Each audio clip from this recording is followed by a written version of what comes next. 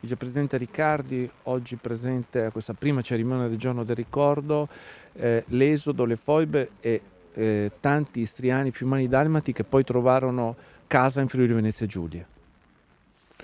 Una pagina di storia di questo paese che per troppi anni è rimasta nascosta, dove tutti quanti noi siamo impegnati invece nel ricordarla, perché questa è una giornata importante. Non ci sarebbe la libertà che questo paese ha conquistato grazie al sacrificio di eroi che hanno avuto il coraggio, la forza, mettendo il bene più alto che potevano avere nella loro vita per difendere la bandiera italiana. Quindi è nostro dovere essere qui, è nostro dovere ricordare, è nostro dovere portare in particolare verso i nostri giovani il ricordo di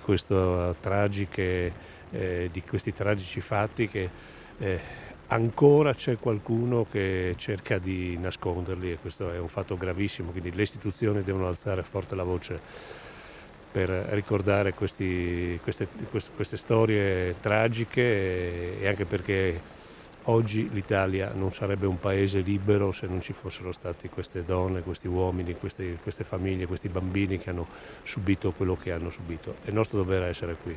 Dice, Governatore, quest'anno anche massima attenzione delle autorità nazionali e anche europee. Abbiamo visto il Presidente del Parlamento europeo Tajani, ministri sono presenti dopo in foiba, quindi un'attenzione particolare e speciale.